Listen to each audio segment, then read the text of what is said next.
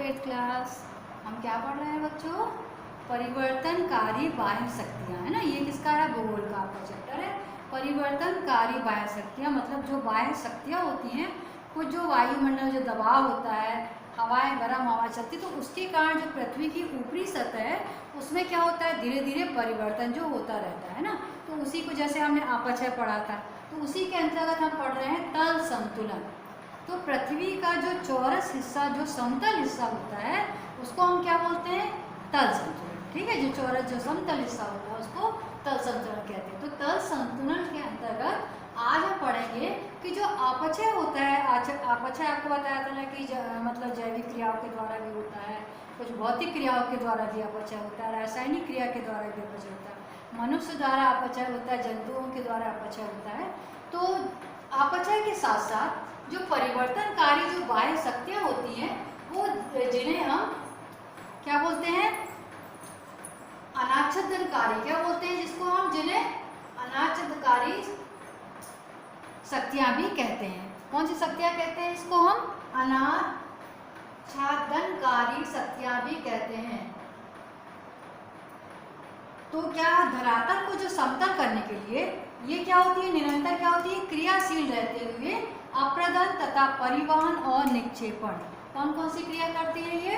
अप्रदन, परिवहन और निक्षेपण का कार्य करती हैं।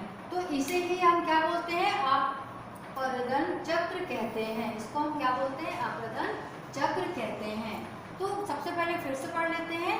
अपचय के साथ साथ जो परिवर्तनकारी बाह्य शक्तियाँ होती हैं, जिन्हें हम क्या बोलते हैं?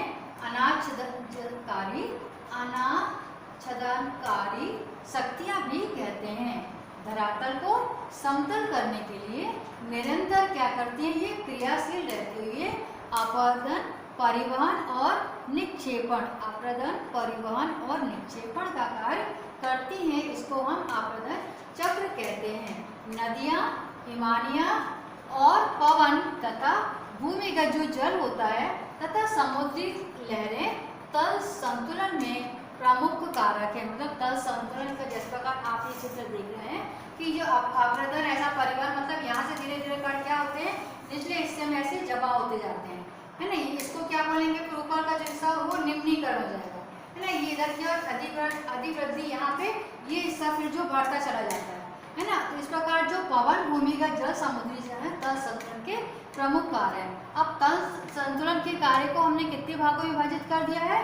इसको हम दो भागों में बांट सकते हैं। कौन कौन से? पहला निम्नीकरण, दूसरा उच्चयन। उच्चयन को हम अधिवृद्धिकरण भी कहते हैं ना। पहला निम्नीकरण, दूसरा अधिवृद्धिकरण कह सकते हैं। ठीक है। अब अपरदन की क्रिया चट्टानों को घिसकर या खुरचकर या काटकर उनको अपने मूल स्थान से क्या करते हैं? यहाँ से घिस घिस के ये क्या हो गई? यहाँ जमा हो रही, तो हटा दिया जाता है। तो इससे ऊंचे स्थान जो होते हैं वो क्या होते हैं? धीरे धीरे क्या नीचे होते चले। जिस प्रकार ये ऊपरी हिस्सा है, तो ये धीरे धीरे क्या होता जाता है? ये नीचे होता जाता है। तो इस प्रकार ये मूल स्थान से हटा लिए जाते हैं। तो इस प्रक्रिया को हम क्या बोलते हैं? निम्नीकरण। जिस प्रकार की आपको चित्र से स्पष्ट हो रहा होगा कि जो ऊपरी सतह है पुरुष कर धीरे धीरे ये हटा दिए जाते हैं, तो इसको हम कहते हैं निम्नीकरण कहते हैं। अब हम देख लेते हैं कि इसके बाद ये क्या है? ऊंचे स्थान से विघटित या अपघटित जो पदार्थ हैं वो निचले भागों तक ले जाने की क्रिया को हम क्या बोलते हैं? परिवहन। अब ऊपर के भाग से जैसे भी कि हम यहाँ से कोई सामान ले जाते हैं, तो उसको हम ऐसे बोलचाल की भाषा में क्या बोलते हैं?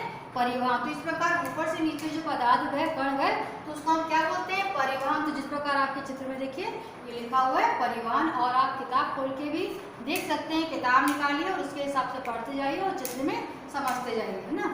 तो निचले क्षेत्रों या गड्ढों से अपरदित पदार्थ के जमा होते रहने को क्या बोलते हैं? निक्षेपण कहते हैं। जैसे ये पदार्थ जो जमा हो रहा है, ये क्या है? इसको हम क्या बोलते हैं? इसको निक्षेपण कहते हैं। और अपरदित पदार्थ गड्ढों में जैसे जैसे ही क्या होता है? बढ़ता जाता है, वैसे वैसे क्या होगा?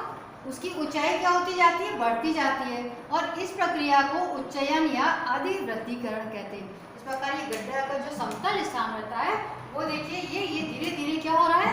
ये बढ़ता जाता है। तो इस निचला भाग ये बढ़ता जा रहा है, तो इसको क्या बोलते हैं? इस क्रिया को हम उच्चयन या अधिवृद्धिकरण कहते हैं। तो एक बार हम इसको फिर से देख लेते हैं कि हमने जो तल संतुलन पढ़ा है वो क्या है? बाह्य शक्तियाँ जिन्हें साथ साथ परिवर्तनकारी बाह्य शक्तियाँ, जिन्हें अनाच्छादनकारी शक्तियाँ भी कहते हैं, धरातल को समतल करने के लिए क्या होती है, निरंतर क्रियाशील रहते हुए आप्रदन, परिवहन तथा निक्षेपण का कार्य करती हैं। तो इसको हम क्या बोलते हैं, आप्रदन चक्र कहते हैं। और नदियाँ और हिमानियाँ जो जहाँ बर्फ जमा होता है, हिम तापावन या भूमिगत जल, और जो समुद्री तल है वो क्या है, संतुलन के प्रमुख कारक है। तो तल संतुलन है, इसके कार्य को हम दो भागों में बांट सकते हैं। तल संतुलन जैसे कि हमने शुरू में बताया कि धरातल का चौरसी जो हिस्सा होता है, चौरस हिस्सा, समतल हिस्सा, उसको हम क्या बोलते हैं, तल संतुलन कहते हैं। तो कैसे होता है ये, इसकी दो क्रिया होती हैं, कौन कौन सी, पहला निम्नीकरण और दूसरा उच्चयन या अतिवृत्तीकरण, है ना। निम्नीकरण, दूसरा उच्चयन। अपरदन की प्रक्रिया द्वारा चट्टानों को घिसकर, खुरचकर या काटकर उनको अपने मूल स्थान से क्या कर दिया जाता है, हटा दिया जाता है। तो इससे क्या होता है, ऊंचा स्थान क्या हो जाएगा, ऊपरी हिस्सा जो खुरचकर हटाया तो ऊपर हिस्सा क्या हो जाएगा, नीचे नीचे वो घिस जाएगा ऊपरी हिस्सा, तो क्या हो जाएगा, वो समतल हो जाएगा। तो धीरे धीरे नीचे हो जाता है ना, वो जब ऊंचा हिस्सा, कोई भी ऊंचा चीज है, यदि आप घिसेंगे तो क्या होगी, नीचे हो जाएगा। इस प्रक्रिया को हम क्या बोलते हैं, निम्नीकरण कहते हैं। और जो ऊंचे स्थान से ये जो नीचे डाले जाते हैं ये कण, तो इसको क्या बोलते हैं, परिवहन क्रिया करते हैं। जब एक स्थान से दूसरे स्थान जाते हैं तो उसको क्या बोलते हैं, परिवहन कहते हैं। अब निचले क्षेत्र या गड्ढों में जो होता है, जो निचला क्षेत्र होता है भूमि का, तो वहाँ पे आपराधित पदार्थ के जो जमा होता जाता है ना, उसको जमा होते रहने को क्या बोलते हैं, हम निक्षेपण कहते हैं। और आपराधित पदार्थ है गड्ढों में जैसे जैसे क्या होता है, बढ़ता जाता है, वैसे वैसे उसकी ऊंचाई क्या होगी। यदि कोई गड्ढा होगा, यदि आप उसमें मोरम या कुछ भी पदार्थ डालेंगे, मिट्टी डालेंगे, तो क्या होगा, गड्ढा ऊंचाई में बढ़ता जाएगा, उसकी सतह क्या हो जाएगी, धीरे धीरे ऊंची होती जाएगी। तो जमा होते रहने को निक्षेपण कहते हैं। और आपराधित पदार्थ गड्ढों में जैसे जैसे बढ़ता जाता है तो उसकी ऊंचाई क्या होती जाती है, बढ़ती जाती है। तो बढ़ती जाएगी ना ऊंचाई, जब आप गड्ढे में मिट्टी डालेंगे तो उसकी ऊंचाई क्या होगी, बढ़ जाएगी, ऊंचा होता जाएगा वो गड्ढा। तो इस प्रक्रिया को क्या बोलते हैं, उच्चयन या अतिवृत्तीकरण कहते हैं। तो ये हमने आज पढ़ लिया पूरा तल संतुलन, ठीक है। परिवर्तनकारी बाह्य शक्तियाँ में जो अभी तक हमने अपचय क्रिया पढ़ी थी, जो निरंतर परिवर्तन, जो पृथ्वी की जो ऊपरी सतह है वो क्या होती है, परिवर्तन, धीरे धीरे उसमें परिवर्तन होता जाता है। तो परिवर्तन के लिए कई कारण होते हैं, भौतिक मौसम का परिवर्तन, रासायनिक परिवर्तन क्रिया करके दूसरे तत्व बन जाते हैं, रासायनिक परिवर्तन, और मनुष्य के द्वारा भी होता है, भूमि खोदने पे, कृषि करने पे, मकान बनाने पे, और जैविक जीव जंतुओं के द्वारा भी होता है, दीमक, मच्छर, मक्खी, केचुए, है ना। तो ये सब भी मिट्टी को क्या करते हैं, यहाँ से वहाँ ले जाते हैं। तो ये सब से क्या होता है, परिवर्तन जो होता है भूमि में होता रहता है। तो आज हमने पढ़ा है क्या, तल संतुलन किसे कहते हैं। तो आप अपनी बुक निकाल के तल संतुलन पढ़िए क्या होता है। उसमें इस तरह से चित्र दिया हुआ है, इसको कहते हैं निम्नीकरण। ये समतल सतह, ठीक है, ये ऊपर अगर मतलब ऊंचा भाग, धीरे धीरे क्या होता है, नीचे भाग में ये चली जाती है, तो ये फिर समतल हो जाएगा। ये निचला भाग, ये उच्च भाग, अपरदन क्रिया, परिवहन, और ये क्या होती है, इसको कहते हैं अपरदन, ये निक्षेपण, ये समतल धरातल की, ये देखिए है धरातल की स्थिति है। ये हो गया तल संतुलन का चित्र। आपको पूरा ये चित्र समझा दिया है, आप अपनी बुक में भी देख सकते हैं इसको, और अपनी कॉपी में भी आपको इसी तरह से तल संतुलन क्या है उसके बारे में लिखना भी है और चित्र भी बनाना है। क्योंकि यदि भूगोल में आपने चित्र नहीं बनाया तो आप सबको कोई भी चीज़ समझ में नहीं आएगी।